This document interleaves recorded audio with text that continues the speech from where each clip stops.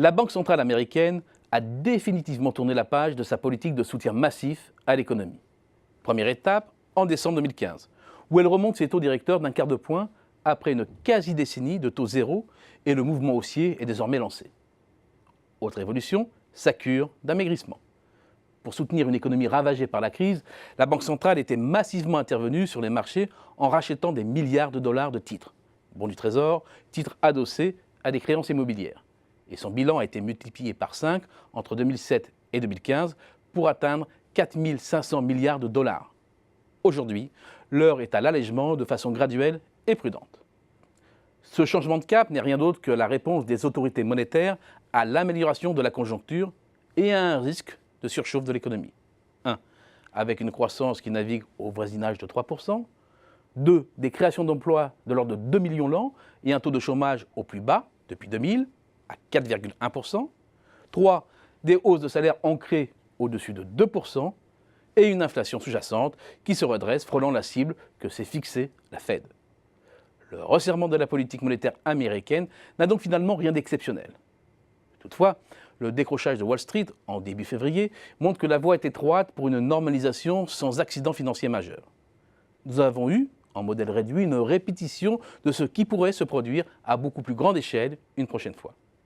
Les signaux d'accélération des salaires aux États-Unis se sont transformés en anticipation d'accélération de l'inflation et de resserrement moins graduel qu'anticipé de la politique monétaire.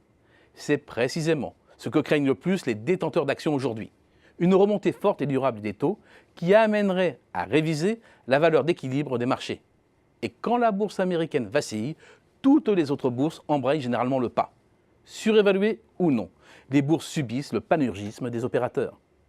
C'est un fait, avec le changement de cap de la politique monétaire américaine, il faut s'attendre à une période de turbulence financière. Mais là où le bas blesse véritablement, en revanche, c'est que les taux américains remontent rarement seuls et vont pousser aussi à la hausse les taux européens, ce qui n'est pas sans risque en termes d'activité et de convergence européenne. Avec une inflation sous-jacente qui voisine 0,5-0,6% en Italie, qui bute sous la barre des 1% en France, tandis qu'à 1,7%, elle reprend des couleurs en Allemagne, le choc de la remontée des taux n'a pas la même portée selon les pays en termes réels. Il est globalement bien plus violent pour les économies du Sud, déjà pénalisées par des primes de risque plus élevées. Si l'on ajoute à cela que pour un pays comme l'Allemagne, créancier net du reste du monde, la remontée des taux procure une source de revenus supplémentaire à ses résidents vieillissants, l'incidence sur la demande intérieure est insignifiante, contrairement au Sud et à la France. Si l'on considère que la convergence doit être celle du PIB par habitant, il est clair que l'Europe va encore accroître ses fractures.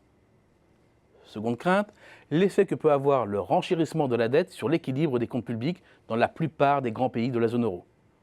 La baisse des taux depuis 2008 a eu pour première conséquence de faciliter l'équation de la dette. Pour en prendre la pleine mesure, il suffit de considérer le cas de la France.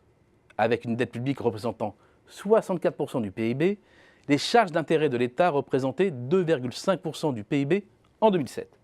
10 ans plus tard, avec une dette qui a augmenté de 33 points de PIB, la charge d'intérêt ne représente plus que 1,8% du PIB. Et pour cause, le taux effectif qui pèse sur l'ensemble de la dette de l'État était de 3,5% en 2007, quand il sera de 1,5% en moyenne cette année. Au bas mot, la décrue des taux a permis à la France d'économiser plusieurs dizaines de milliards d'euros.